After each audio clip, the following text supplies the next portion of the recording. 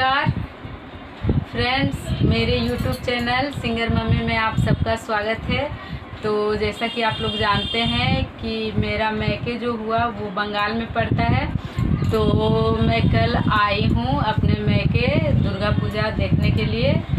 तो मैं आप सबको भी घुमाना चाहती हूँ बंगाल, और मैं आप सबको मतलब बंगाल का दुर्गा जी देखने के लिए, यहाँ का पंडाल देखने के लिए रेडी रहिएगा। और मैं कल आई थी तो मैं कल वीडियो नहीं बना पाई। आज सप्तमी है यहाँ, तो सभी लोग नहा कर न्यू कपड़े पहनकर बहुत कोई घूमने जा रहे हैं, लेकिन हम लोग पूजा करने जाएंगे कल अष्टमी को।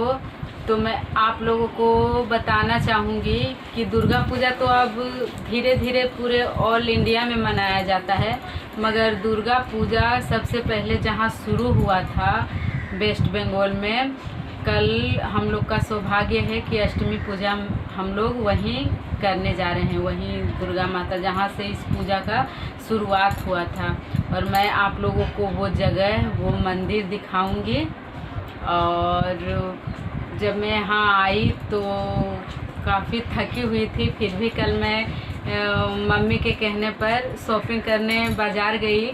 तो यहाँ जो है बंगाल में हर जगह सप्ते में कोई 2 दिन या 1 दिन हाट लगता है, जिसे बांग्ला में हाट और हम लोग अपने भाषा में बिहारी तरीके से हटिया बोलते हैं। तो वहाँ सब कुछ मिलता है।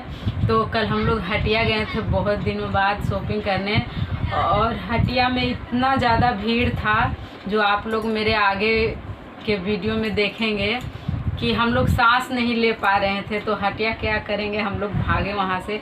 हटिया जो है वो जगह है जहाँ हमारे रोज़मर्रे की मतलब सारी सामान मिलते हैं, सारी चीज़ें मिलती हैं, जैसे कि फल हो गए, सब्जियां हो गई, कपड़े हो गए, श्रृंगार हो गया, हर एक सामान। इसीलिए शायद वहाँ इतना भीड़ था कि हम लोग मतलब अंदर इन करके घुस के कुछ लिए भी नहीं, कुछ बस आप लोग को देखने के लिए कि वहाँ कितनी ज़्यादा भीड़ है, बस थोड़ा सा वीडियो बनाई और मैं निकल गई, कुछ ले नहीं पाई। तो आज हम लोग नहा फीच के रेडी हैं, देखिए कहाँ चलते हैं घूमने के लिए। लेकिन कल मैं अष्टमी के दिन ज़रूर जाऊंगी। आप लोगों के लिए सरप्राइज़ है, कल मेरे आगे के वीडियो में देखिएगा कि दुर्गा पूजा कहाँ से स्टार्ट हुई थी और किसने स्टार्ट की थी। ये स्टोरी भी मैं कल के वीडियो में बताऊंगी। तब तक के लिए बाय बाय, मेरे साथ जुड़े रहें। Love you all.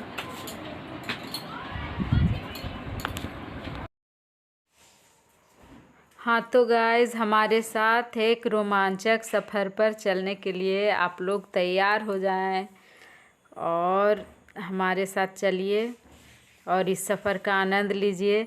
देखिए ये जो जंगल आपको दिख रहे हैं, ये 15 मिनट तक नॉन स्टॉप दोनों तरफ सिर्फ जंगल ही जंगल है, मगर आपको इसमें एक भी जानवर नहीं दिखेंगे जो जानलेवा हो, जो मतलब जिसका हम लोग को जंगल में जाने से डर लगे। वैसा एक भी जानवर इस जंगल में नहीं है, मगर जंगल बहुत ज़्यादा घना है। और इस सफ़र का आनंद लेते हुए हम लोग अपने परिवार के साथ, हम लोग करीब 18 जन एक साथ थे, जो हम लोग कुछ 4 व्हीलर पर, बाकी सारे 2 व्हीलर पर थे। और मौसम भी बहुत ही खूबसूरत। ये देखिए मेरी मम्मी और मेरी मामी, मेरी बेटी, ये सब हम लोग के साथ हैं। और पीछे से मेरी बहन, मेरे पापा, मेरे हस्बैंड सभी आ रहे हैं। और हम लोग आज भरपूर मस्ती करने वाले हैं। पर देखिए मौसम को तो देख के लग रहा है कि बारिश होने की संभावना है। और जब मैं पहली बार यहाँ एक बार आई थी उस समय भी बहुत बारिश हुई थी। भगवान करे बारिश ना हो। अभी तो फ़िलहाल धूप है, मगर चलिए आगे चल के देखते हैं हम लोग का मतलब कैसा सफ़र रहेगा। और तो हम लोग अब पहुँचने वाले हैं कुछ देर में। तो इस कहानी की, इस गढ़ जंगल की शुरुआत होती है राजा सूरत से। राजा सूरत जो थे वो बालीपुर, जो कि अभी बोलपुर के नाम से प्रसिद्ध है, वहाँ के राजा थे। और दोस्तों ये बहुत लंबी कहानी है, मगर मैं आपको ये शॉर्ट में बताना चाहूँगी। तो राजा सूरत के जो मंत्री लोग थे उन्होंने उनको धोखा दिया राजा सूरत को, और राजा सूरत युद्ध में हार गए और उन्हें अपने ही राज्य से निकाल दिया गया। तो वे मेघा जी के आश्रम में, मेधा ऋषि के आश्रम में आके वे शरण लिए और वहीं रहने लगे। तो ऋषि मेघा उन्हें जो है माता शक्ति की जो है पाठ करवाएं और कहानी उन्हें सुनाई। और राजा सूरत जो है वो माता की। और 1 मिनट में आप लोगों को रोकना चाहूँगी मित्रों, ये देखिए मेरे हस्बैंड मेरी बहन आगे आगे हैं बाइक पर, और ये जो आप देख रहे हैं ये यहाँ के मतलब जंगली निवासी हैं जो माता के पूजा के लिए नाच गाना करते हैं और कुछ पैसे मांगते हैं। तो देखिए हम लोग फाइनली पहुंच चुके हैं और हम लोग अब अपने कार से उतर के अब मंदिर की ओर आगे बढ़ रहे हैं। आगे जो दिख रही है आप देख सकते हैं भीड़ दोस्तों बहुत ज़्यादा है। अभी तो कुछ भी नहीं है, जब हम लोग अभी और भीड़ आनी बाकी है। तो बस हम लोग के साथ बने रहिए। आगे की कहानी इस प्रकार है कि राजा सूरत जो थे, जब उन्हें ऋषि जी ने जब उन्हें ज्ञान दिया, माता के बारे में बताया, तो उन्होंने माता का मूर्ति स्थापित कर माता का जो है यहीं पर 9 दिन का नवरात्रि करके और उनका विधि विधान से पूजन किया, पाठ किया मूर्ति बना के। तो ये देखिए यही वो आश्रम है जहाँ पर रहे थे राजा सूरत। देखिए सामने वो जो दुर्गा माँ की प्रतिमा आपको दिख रही है, वे हर साल मतलब बदलती हैं, मगर यहीं पर इसी जगह पर जहाँ आप देख रहे हैं सामने, इसी जगह पर मूर्ति स्थापित हुई थी और राजा सूरत पूजा किए थे। ये देखिए, और ये जो अग्नि कुंड आप देख रहे हैं ये सतयुग से ही जल रही है दोस्तों। ये 24 घंटे जलते रहती है, इसमें अग्नि कभी नहीं समाप्त होती है, हमेशा 24 घंटे। और ये जो देखिए यहाँ नवरात्रि का पाठ चल रहा है, क्योंकि हम लोग 8वीं के दिन आए थे। ये मेघा ऋषि की मूर्ति है और राजा सूरत की। और ठीक इसी जगह दोस्तों पहली बार दुर्गा पूजा का अनुष्ठान हुआ था। और माता की कृपा से आप लोग को जानकर खुशी होगी कि राजा सूरत का जो खोया हुआ राजपाट है वो सभी मिल गया था। तो राजा यहाँ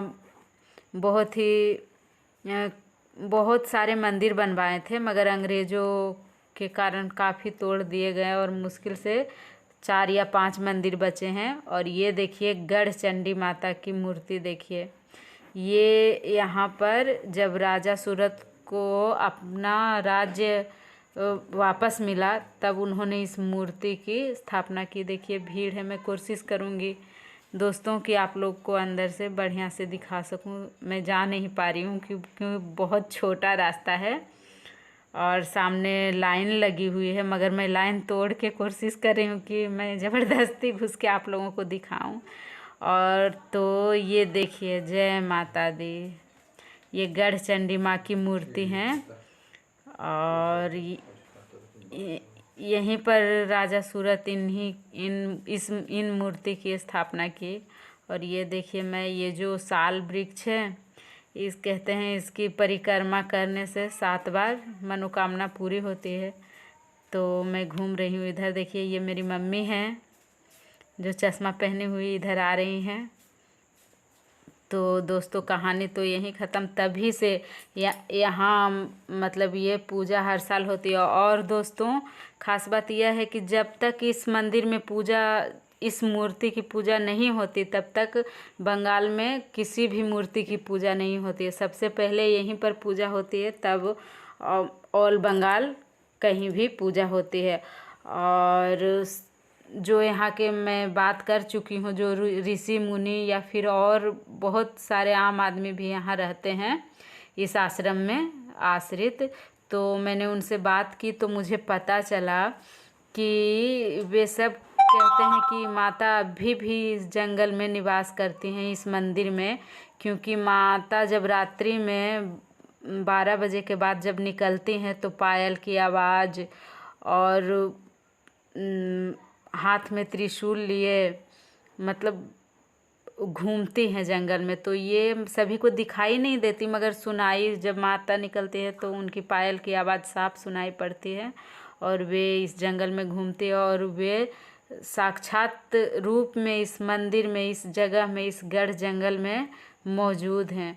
और दोस्तों, मैं एक चीज़ आपको दिखा नहीं पाई, मुझे बहुत अफसोस है, क्योंकि बारिश बहुत ज़्यादा हो रही थी और हम लोग काफ़ी भीग चुके थे, हम, मेरे बच्चे। तो मैं उधर आपको नहीं, लेकिन जब मैं पहली बार गई तो मैंने एक अद्भुत चीज़ देखा। एक पत्थर है, उसमें एक छोटा सा गड्ढा है। कहते हैं माता वहाँ बैठ के स्नान किया करती थी, तो उस गड्ढे में हमेशा पानी भरा रहता है दोस्तों। एक छोटा सा गड्ढा, कितना बोलें कि मतलब उसमें शायद उस गड्ढे में 3 या 4 चम्मच जल होगा, मगर वो जल हमेशा जब भी आप जाइए, जुलाई के महीने में, ये तो बरसात का महीना हो गया, गर्मी में, सर्दी में, मतलब हमेशा उसमें जल भरा रहेगा। देखिए ये मनमोहक दृश्य। हम लोग मतलब बरसात में उतना मैं नहीं घूम पाई और हम लोग अपने वापस अपने घर की ओर चल दिए। ये देखिए, आप लोग तो जानते ही हैं कि बंगाल में धान की खेती बहुत ज़्यादा होती है। ये हरा भरा दृश्य आप लोग को बहुत अच्छा लग रहा होगा, मुझे भी बहुत अच्छा लगा और मेरे लिए यादगार पल रहा ये माता का साक्षात वहाँ पूजा करना, जहाँ से माता के पूजा की शुरुआत हुई है, जहाँ माता